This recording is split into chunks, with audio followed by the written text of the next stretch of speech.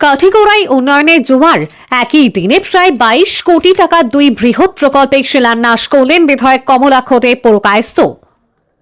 কাঠিগড়া সমষ্টিতে উন্নয়নের ধারা আরও এক ধাপ এগিয়ে গেল।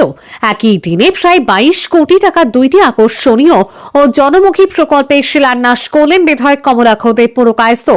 সাংস্কৃতিক বিকাশ ও বিভিন্ন সামাজিক অনুষ্ঠানের পরিকাঠামো উন্নয়নের লক্ষ্যে হেলারায় প্রায় 11 কোটি টাকা ব্যয় নির্মিত হবে কালিকা প্রসাদ ভট্টাচার্য অডিটোরিয়াম।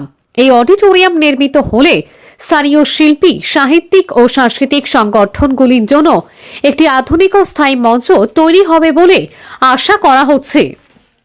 অন্যদিকে গ্রামীণ ক্রীড়া উন্নয়নের উদ্দেশ্যে কাঠিগড়া সমষ্টির রাজেশ্বরপুরে প্রায় 11 কোটি টাকা ব্যয় নির্মাণ করা হবে স্বামী বিবেকানন্দ মিনি স্টেডিয়াম। এর ফলে এলাকার ক্রীড়াপ্রেমী যুব সমাজ আধুনিক সুযোগ সুবিধা সম্বলিত একটি ক্রীড়া অবকাঠামো পাবে। এই দুই গুরুত্বপূর্ণ প্রকল্পের শিলান্যাস উপলক্ষে Hilara block headquarter M E school সংলগ্ন মাঠে আয়োজিত হয় এক বিশাল জনসভা।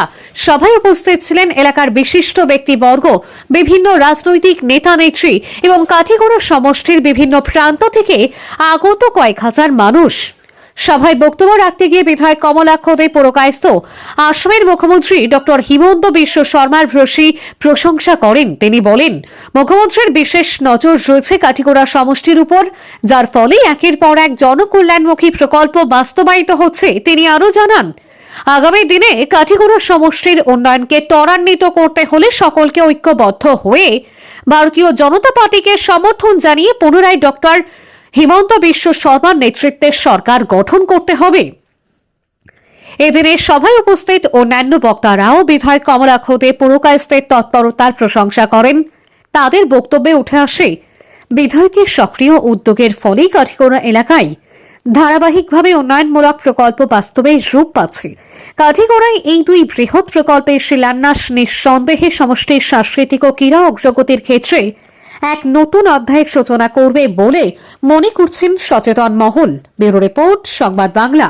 কালিকা প্রসাদ ভট্টাচার্য অডিটোরিয়াম, তার জন্য 10,98,47,000 টাকা এবং স্বামী বিবেকানন্দ মিনি স্টেডিয়ামের জন্য 10,93,80,000 টাকা, অর্থাৎ প্রায় 11 কোটি। 11 দুগুণা 22, আজকে 22 কোটি টাকার শিলান্যাস করা হলো।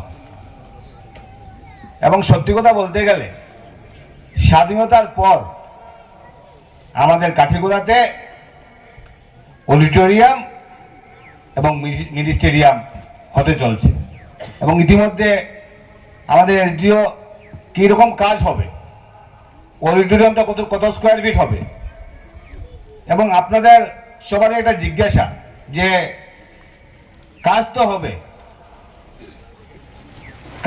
কাজটা কবে ভিতরে শেষ হবে, সেটাই একটা আমাদের জিজ্ঞাসা।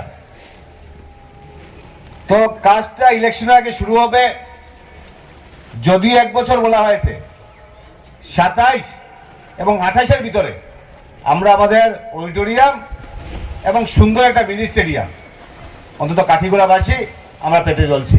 আমি বিশ্বাস করি যে মাননীয় মুখ্যমন্ত্রীর এই যে সদিচ্ছা, এই যে চিন্তাধারা, এবং আমরা যারা কাঠিগড়া থাকি, আমরা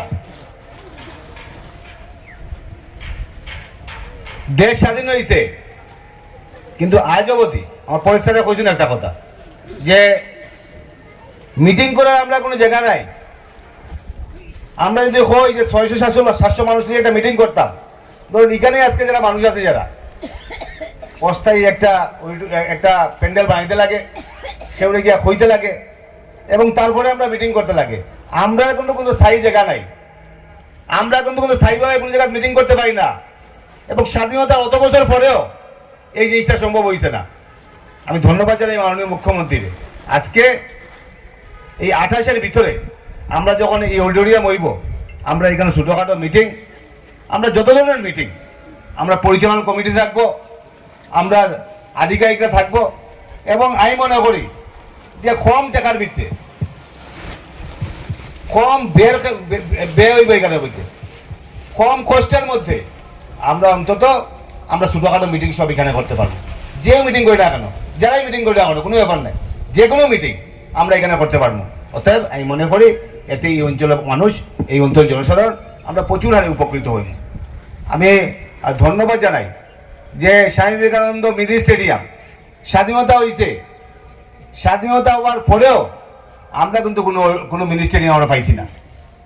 আমি ধন্যবাদ জানাই মুখ্যমন্ত্রী, মিনি স্টেডিয়ামেরও সময় সমান দেওয়া হয়েছে। 27 যদি এই সময় লাস্টে কাজ আরম্ভ হইব, এখন টোটাল 27 কাম হইব 28 ভিত্তি আমরা বিশেষ করিয়া সেই মিনি স্টেডিয়াম এবং সেই মিনি স্টেডিয়ামের লগে লগে আমরা এডিশনাল ধরা হয়েছে এইখানের মধ্যে আমরা যেগুলা প্রভিশন যেগুলো আছে, ইন্ডোর স্টেডিয়ামের কথা কোয়া হয়েছে, অনেকগুলা কথা কোয়া হয়েছে। অতএব স্থায়ীভাবে দুইটা জিনিস আমরা পাইমো। আর আমি মনে করি যে সামনের দিন সেই অডিটোরিয়াম যখন হইব, যখন অডিটোরিয়ামের অ্যাপ্রোচ, অডিটোরিয়ামের রেলিং দিয়ে সুন্দর করা, অর্থাৎ সার্বিকভাবে এই অডিটোরিয়ামটা সুন্দর করার লাগে আমরা সেকেন্ড ফেজ স্যাংশন করবো। এখানে লাইটিংয়ের ব্যাপার আছে, অর্থাৎ যাতে সুন্দর একটা, যাতে বোরাকবেলির মধ্যে একটা সুন্দর অডিটোরিয়ামে যাতে আমরা রূপান্তরিত করতে পারি, তার জন্য সম্মিলিত প্রচেষ্টা, সবার সহযোগিতা দরকার। আমি ধন্যবাদ জানাই বিভাগের যারা আধিকারিক যারা আছেন, যারা আমার কন্ট্রাক্টর যারা আছেন, যারা যাতে কাজটার গুণগত মান যাতে ভালো হয়, যাতে এবং সবাই আমরা দেখাশোনা রাখতাম সামনের দিন সেই কাজের লগে কোনো ধরনের কম্প্রোমাইজ না করিয়া